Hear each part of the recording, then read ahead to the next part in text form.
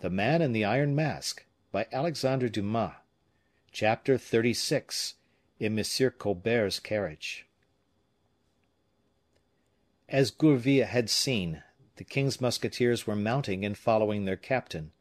The latter, who did not like to be confined in his proceedings, left his brigade under the orders of a lieutenant, and set off on post horses, recommending his men to use all diligence.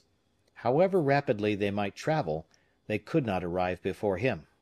He had time, in passing along the Rue des Petits Champs, to see something which afforded him plenty of food for thought and conjecture.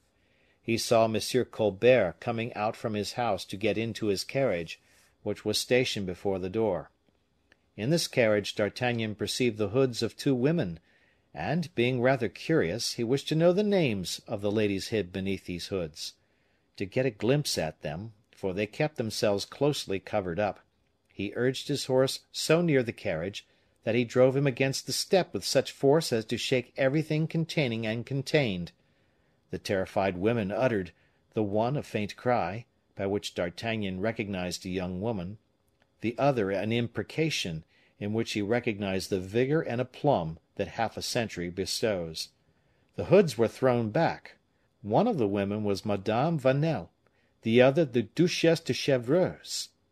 D'Artagnan's eyes were quicker than those of the ladies; he had seen and known them, whilst they did not recognize him.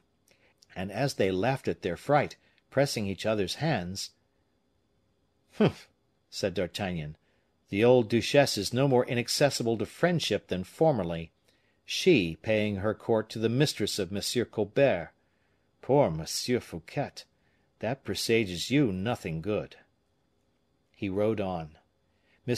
Colbert got into his carriage, and the distinguished trio commenced a sufficiently slow pilgrimage toward the wood of Vincennes. Madame de Chevreuse set down Madame Vanel at her husband's house, and, left alone with M. Colbert, chatted upon affairs whilst continuing her ride. She had an inexhaustible fund of conversation, that dear duchesse, and as she always talked for the ill of others, though ever with a view to her own good, her conversation amused her interlocutor, and did not fail to leave a favorable impression. She taught Colbert, who, poor man, was ignorant of the fact, how great a minister he was, and how Fouquet would soon become a cipher. She promised to rally around him, when he should become surintendant, all the old nobility of the kingdom, and question him as to the preponderance it would be proper to allow La Valliere. She praised him, she blamed him, she bewildered him. She showed him the secret of so many secrets, that for a moment Colbert thought he was doing business with the devil. She proved to him that she held in her hand the Colbert of today, as she had held the Fouquet of yesterday, and as he asked her very simply the reason of her hatred for the surintendant, "Why do you yourself hate him?" said she. "Madame, in politics," replied he, "the differences of system oft bring about dissensions between men.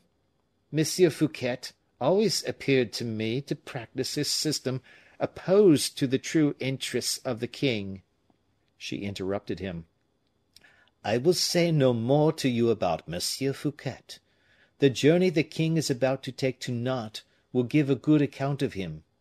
Monsieur Fouquet, for me, is a man gone by, and for you also." Colbert made no reply. "On his return from Nantes," continued the duchesse, "the king, who is only anxious for a pretext, will find the states have not behaved well, that they have made too few sacrifices. The states will say that the imposts are too heavy, and that the surintendant has ruined them. The king will lay all the blame on M. Fouquet, and then—" "And then?" said Colbert. "Oh, he will be disgraced. Is not that your opinion?" Colbert darted a glance at the duchesse, which plainly said, "If M. Fouquet be only disgraced, you will not be the cause of it." "Your place, M. Colbert," the duchesse hastened to add, "must be a high place." Do you perceive any one between the king and yourself after the fall of M. Fouquet?" "I do not understand," said he. "You will understand. To what does your ambition aspire?" "I have none." "It was useless, then, to overthrow the superintendent, M. Colbert. It was idle." "I had the honor to tell you, madame oh, yes, I know all about the interest of the king; but, if you please, we will speak of your own." "Mine, that is to say, the affairs of his majesty." "In short, are you, or are you not endeavoring to ruin M. Fouquet? Answer without evasion." "Madame, I ruin nobody." "I am endeavoring to comprehend, then, why you purchased from me the letters of M. Mazarin concerning M. Fouquet. Neither can I conceive why you have laid those letters before the king."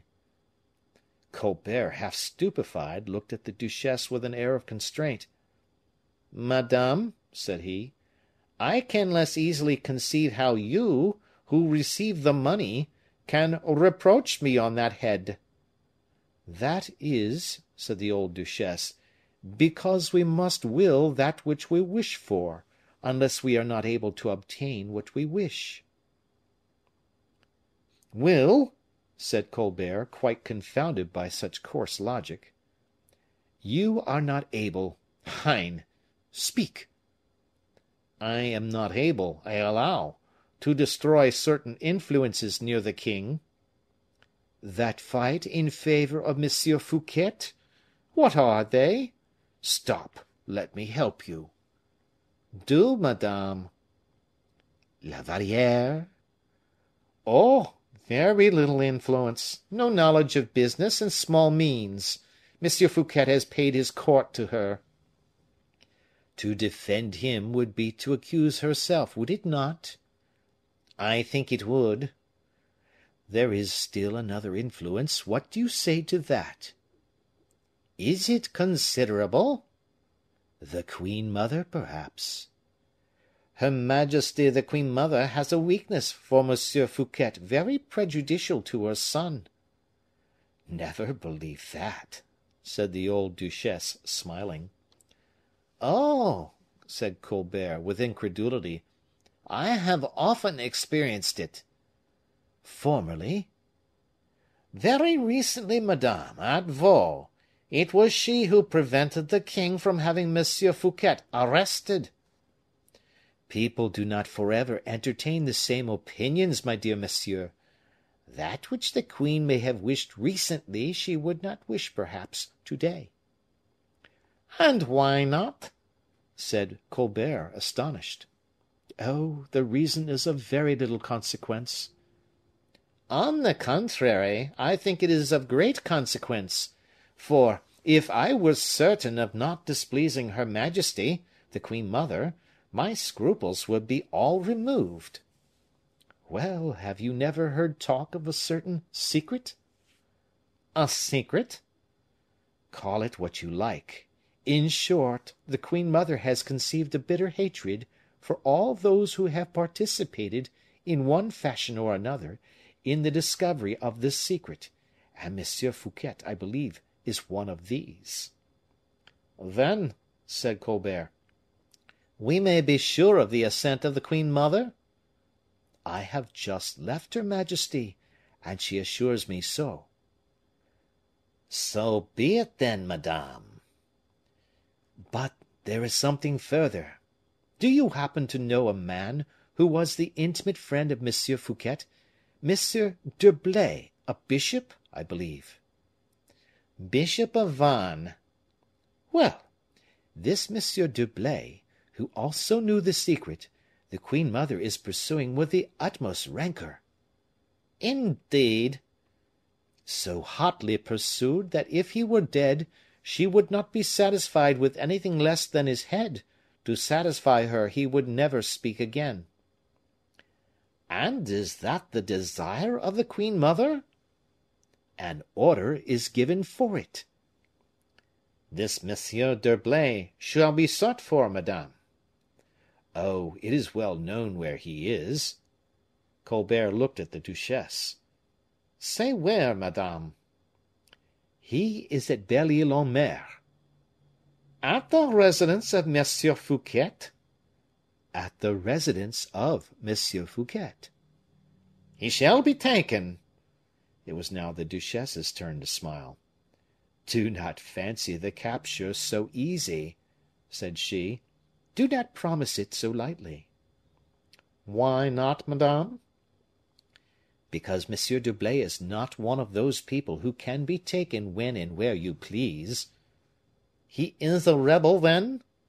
Oh, Monsieur Colbert, we have passed all our lives in making rebels, and yet you see plainly that so far from being taken, we take others.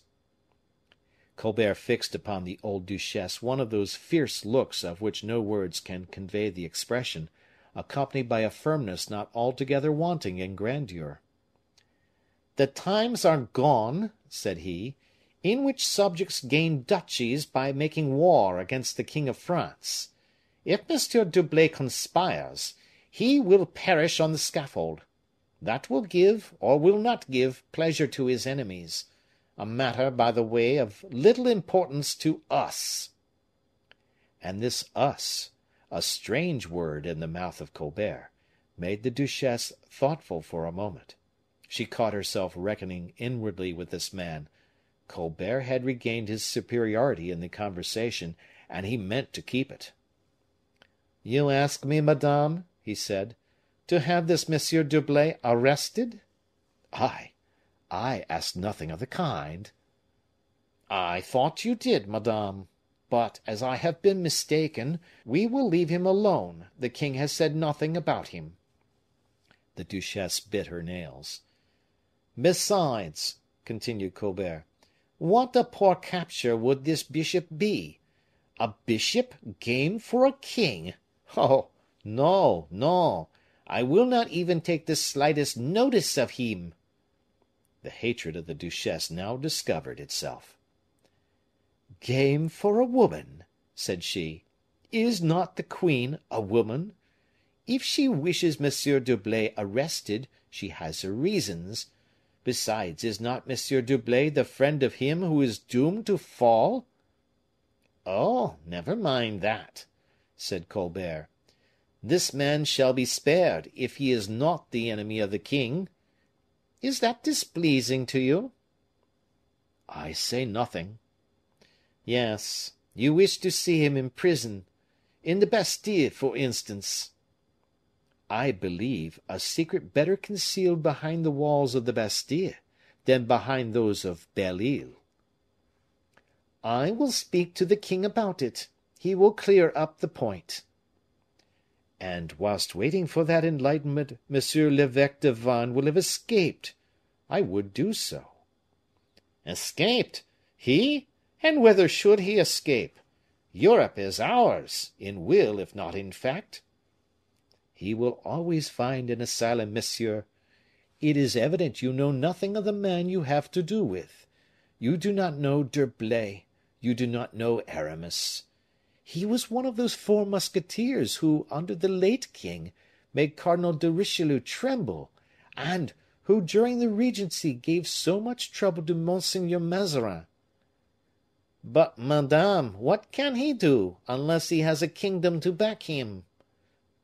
He has one, monsieur. A kingdom, he? What? Monsieur d'Herblay? I repeat to you, monsieur, that if he wants a kingdom, he either has it or will have it. Well, as you are so earnest that this rebel should not escape, madame, I promise you he shall not escape. Belle Ile is fortified, Monsieur Colbert, and fortified by him. If Belle Ile were also defended by him, Belle Ile is not impregnable, and if Monsieur l'Evêque de Vannes is shut up in Belle Ile, well, madame, the place shall be besieged, and he will be taken. You may be very certain, monsieur, that the zeal you display in the interest of the queen mother will please her majesty mightily, and you will be magnificently rewarded. But what shall I tell her of your projects respecting this man?" "That when once taken, he shall be shut up in a fortress from which her secret shall never escape." "Very well, Monsieur Colbert, and we may say that, dating from this instant, we have formed a solid alliance, that is, you and I, and that I am absolutely at your service." "It is I, madame, who place myself at yours. This Chevalier d'Herblay is a kind of Spanish spy, is he not?" "Much more." "A secret ambassador?" "Higher still." "Stop! King Philip III. of Spain is a bigot. He is, perhaps, the confessor of Philip III." "You must go higher, even than that." "Mordioux!" cried Colbert, who forgot himself so far as to swear in the presence of this great lady, of this old friend of the queen mother. "He must then be the general of the Jesuits." "I believe you have guessed it at last," replied the duchesse. "Ah, then, madame, this man will ruin us all if we do not ruin him, and we must make haste, too." "Such was my opinion, monsieur, but I did not dare to give it you." "And it was lucky for us he has attacked the throne, and not us." "But, mark this well, Monsieur Colbert, Monsieur d'Herblay is never discouraged. If he has missed one blow, he will be sure to make another. He will begin again. If he has allowed an opportunity to escape of making a king for himself, sooner or later he will make another, of whom to a certainty you will not be prime minister." Colbert knitted his brow with a menacing expression. "I feel assured that a prison will settle this affair for us, madame, in a manner satisfactory for both." The duchesse smiled again. "Oh, if you knew," said she, "how many times Aramis has got out of prison!" "Oh!" replied Colbert, "we will take care that he shall not get out this time." "But you were not attending to what I said to you just now. Do you remember that Aramis was one of the four invincibles whom Richelieu so dreaded? And at that period the four musketeers were not in possession of that which they have now, money and experience." Colbert bit his lips. "We will now renounce the idea of the prison," said he, in a lower tone. "We will find a little retreat from which the invincible cannot possibly escape." "That was well spoken, our ally," replied the duchesse. "But it is getting late. Had we not better return?" "The more willingly, madame, for my having my preparations to make for setting out with the king." "To Paris!" cried the duchesse to the coachman. And the carriage returned towards the Faubourg Saint Antoine, after the conclusion of the treaty that gave to death the last friend of Fouquet, the last defender of Belle Isle, the former friend of Marie Michon, the new foe of the old duchesse. End of chapter.